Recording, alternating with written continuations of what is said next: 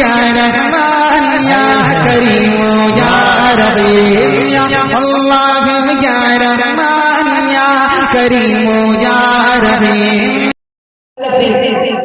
تمہید کے ایک شعر کے ذریعے سے میں اپنے علاقے کے مشہور و معروف عالم دین جناب حضرت مولانا مفتی غلام مصطفیٰ قاسمی جو ہریہر پور کے رہنے والے ہیں الحمدللہ، میں ان کو اس شعر کے زنجیر میں جکڑتے ہوئے میں انہوں کے اسٹیج کرنے چاہ رہا ہوں کہ مہتابہ تو تم نے ڈالتا ہے ذرے ذروں پر، مہتابہ تو تم نے ڈالتا ہے ذرے ذروں پر، چمک جاتا ہے جس میں نور استعداد ہوتا ہے، اور کمال عاشقی ہر شخص کو حاصل نہیں ہوتی، ہزاروں میں کوئی مجنوں تو کوئی فرہاد ہوتا ہے، ہزاروں میں کوئی مجنوں تو کوئی فرہاد ہوتا ہے. جناب حضرت مولانا غلام مصطفیٰ صاحب قاسمی تشریف لائے اور آپ کا وقت صرف 20 سے 25 منٹ کے اندر آپ اپنی بات کو ختم کریں گے انشاءاللہ. اس کے بعد میں چترویں نحمده ونصلي على رسوله الكريم أما بعد فقد قال الله تبارك وتعالى في القرآن المجيد والفرقان الحميد يا أيها الذين آمنوا قوا أنفسكم وأهليكم نارا وقودها الناس والحجارة عليها ملائكة غلاظ شداد لا يعصون الله ما أمرهم ويفعلون ما يؤمرون. صدق الله العظيم. میرے واجب الاحترام بزرگوں، دوستوں اور دینی بھائیوں اور محترم خواتین، میری ماں اور بہنوں،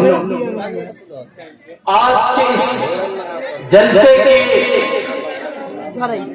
ذمہ داری جن لوگوں نے نبھائی میں ان کا شکریہ ادا کرتا ہوں، اور آج میں نے اپنی سوچ اور حد کے مطابق جو بات آپ حضرات کے سامنے بیان کرنے کی ضرورت محسوس ہوئی اس کے مطابق میں نے قرآن کریم کی آیت پڑھی ہے. یہ سورہ تحریم کی آیت ہے. اللہ رب العالمین کا فرمان ہے. اللہ فرماتا ہے یا ایھا الذین آمنوا قوا انفسکم واہلیکم نارا، کہ اے ایمان والو بچاؤ اپنے آپ کو اور اپنے گھر والوں کو جہنم کی آگ سے. اس آیت کریمہ میں ایمان والوں سے خطاب ہے، یعنی مسلمانوں سے کہا جا رہا ہے. مطلب یہ ہے کہ مجھ سے اور آپ تمام حضرات سے کہا جا رہا ہے. کیا کہا جا رہا ہے؟ اللہ فرماتا ہے اے ایمان والو تم اپنے آپ کو بھی بچاؤ اور اپنے بیوی بچوں کو بھی بچاؤ جہنم کی آگ سے. اللہ فرماتا ہے آگ کی تفصیل ہے، ڈیٹیل ہے کہ وہ آگ کیسی ہوگی.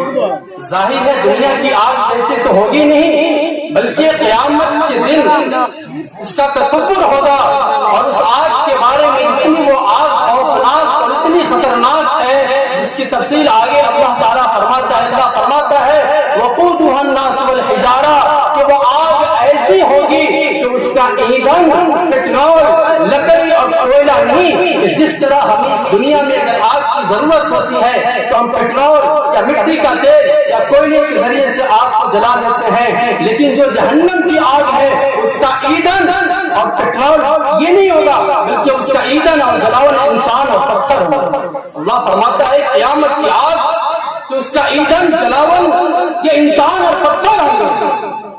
قیامت کے دن جس کا تصور ہوگا کہ وہ آگ اتنی خوفناک ہے، اتنی خطرناک اور ڈینجر ہے کہ اس دنیا میں اس کے بارے میں سوچا بھی نہیں جا سکتا ہے، اس کا تصور بھی نہیں کیا جا سکتا ہے.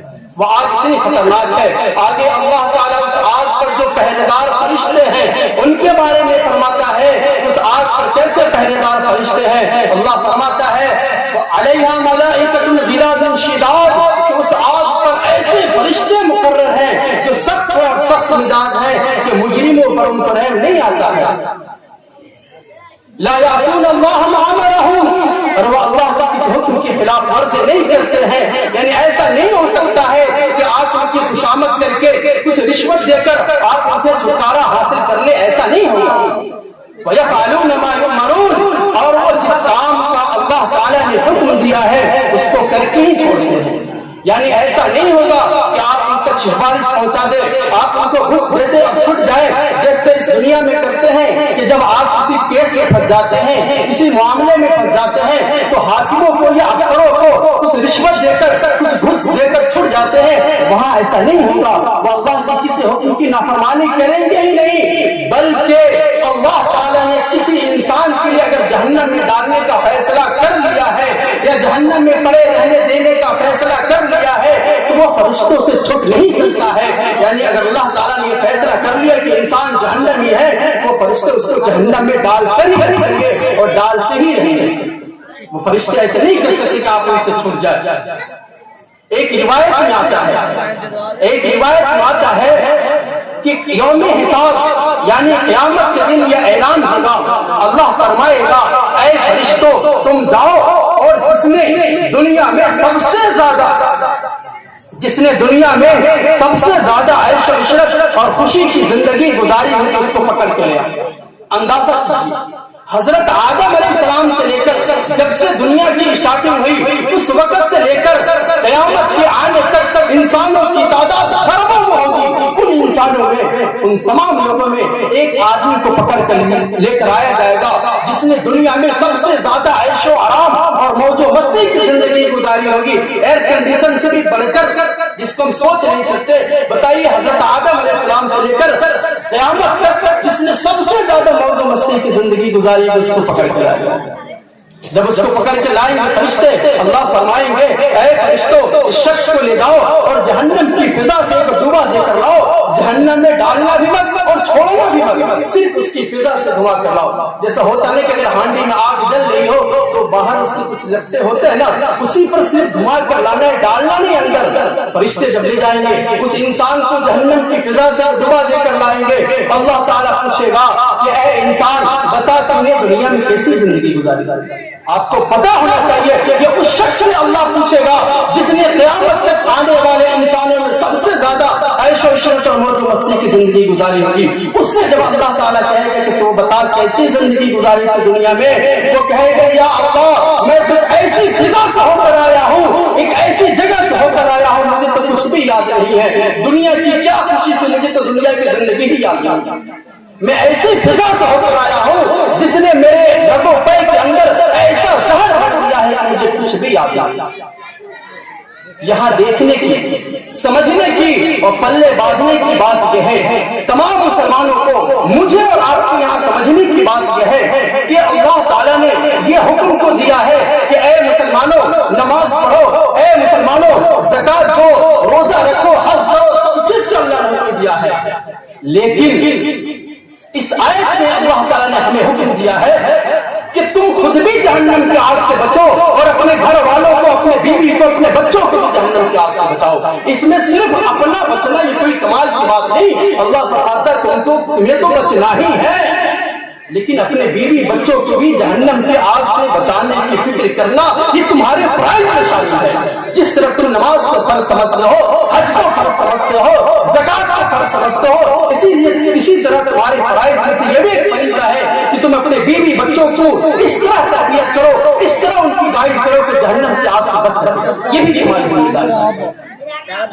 अगर खुद मुसलमानों तुमने अपना ईमान बरकरार रखा, नमाजों की पाबंदी कर ली, ज़कात भी अदा करते रहे, अगर हज फर्ज था तो वो भी अदा कर लिया, लेकिन अपने बीवी बच्चों की दीन की फिक्र नहीं की, उनको ईमान की बचाने की फिक्र नहीं की, अपनी ताकत को इस्तेमाल नहीं किया, जितनी अपनी कोशिश कर सकते थे उतनी कोशिश नहीं किया, तो तुमने अल्लाह का फरीज़ा अदा नहीं किया, तुम्हारी जरूर अल्लाह किया। इसलिए ये भी हमारी जिम्मेदारी में शामिल है कि हम अपने अंदर ऐसे मकातिब, ऐसे मदारिस को कायम करें, उनको मजबूत करें, ताकि हमारे बच्चे, हमारी आने वाली नस्ल दीन पर कायम रह सके। ये भी हमारी जिम्मेदारी है और ये भी हमारे फराइज में शामिल है। लेकिन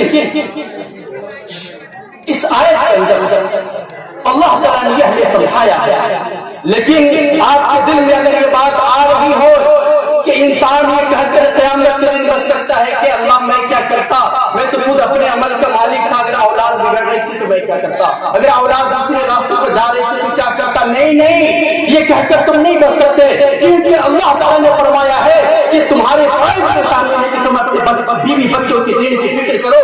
जिस तरह इस جائے اور تلوار کی دھار ٹوٹ جائے تو چوٹ ہاتھ کو ہی آتا ہے, زخم ہاتھ کو جاتا ہے. اس لیے اگر اولاد بگڑتی ہے تو اس کا نقصان اور وبال ہمارے اوپر بھی آئے گا.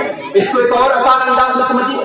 اللہ تعالیٰ نے اس آیت کے اندر جہنم کو نار یعنی آگ سے تشبیہ دی ہے. اللہ نے اس آیت میں فرمایا ہے کہ آگ سے یعنی جہنم سے, جہنم کو سمجھانے کے لیے اللہ تعالیٰ نے آگ کا لفظ استعمال کیا ہے. اور اس میں یہ اشارہ ہے کہ جس طرح تم اپنے بچوں کو یا اپنی ذمہ داری سمجھتے ہو کہ تمہارا بچہ اگر چولہے کی طرف بڑھ رہا ہو, آگ کی طرف بڑھ رہا ہو, تو تم اس کو آگ کی طرف جانے سے روکو, تم اس کو آگ میں جلنے سے روکو.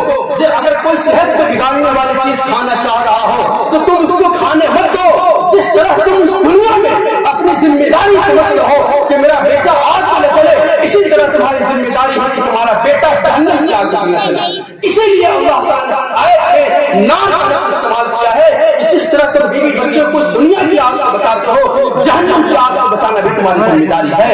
اگر تم نہیں بچائے تو تمہاری بیوی ہوگی.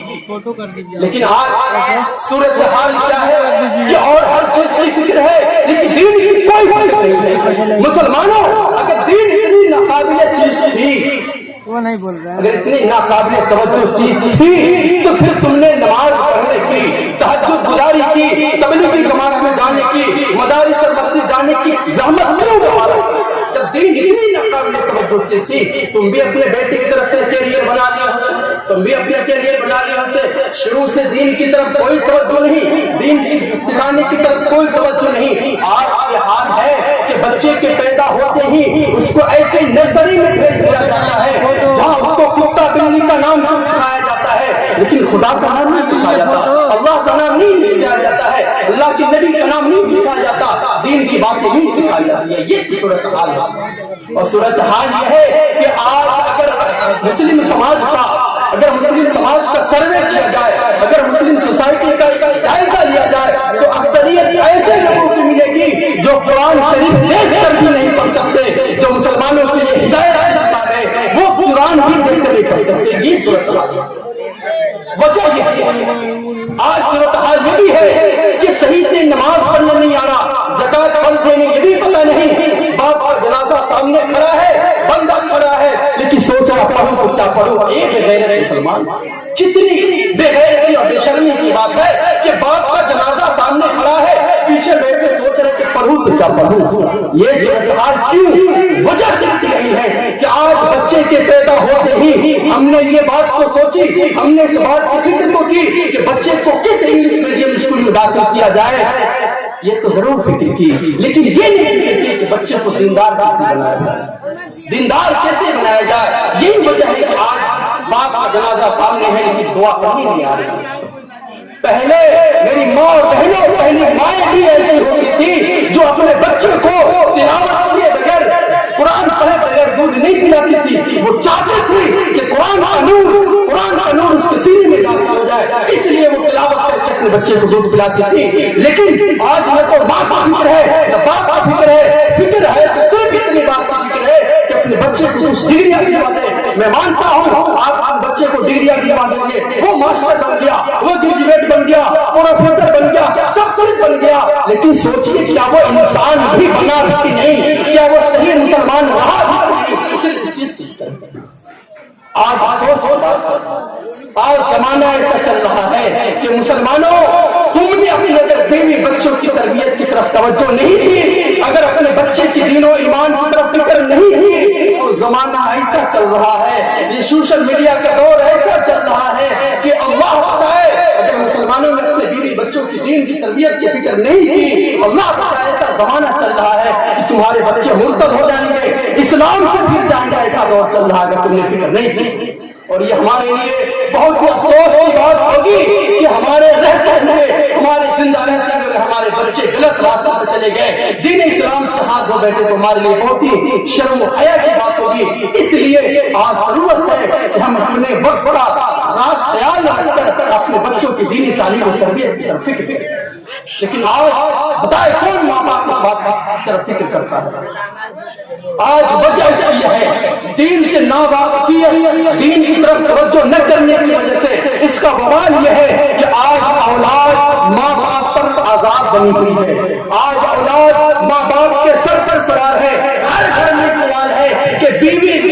बहू नाफरमान है, बहू खिदमत नहीं करती है, बहू खिदमत नहीं करती है, सास की खिदमत नहीं करती है, ससुर की खिदमत नहीं करती है। मेरे चचा जान रहमत तो मरहूम हो गए, वो फरमाते थे कि पहले तो बहू को बसना मुश्किल होता था, लोग सोचते थे कि मैं अपनी बेटी को भेज रहा हूँ, पता ना बसेगी कि नहीं बसेगी। लेकिन आज जमाना ऐसा चल रहा है कि आज सास को डर है, पता ना कैसे आ रहे हैं, मुझे रहने देंगे कि नहीं रहने देंगे। आज हर घर में शिकायत है कि बहुत सही नहीं, क्यों नहीं गए? वजह इसकी यह है कि तुमने अपनी बेटियों की तरबियत नहीं की है। अगर तुम अपनी बेटियों की तरबियत करते तो बहु सही मिलती, बहु पास आता, आसमान से फटकर फौरन आती है। तुमने अपनी बेटियों की तरबियत करनी छोड़ दी, इसलिए बहुत खराब मिल रही है। इसलिए जरूरत है कि हम अपनी बेटियों की तालीम और तरबियत की तरफ फिक्र करें। बच्चा तालीम और तरबियत की तरफ फिक्र न करें।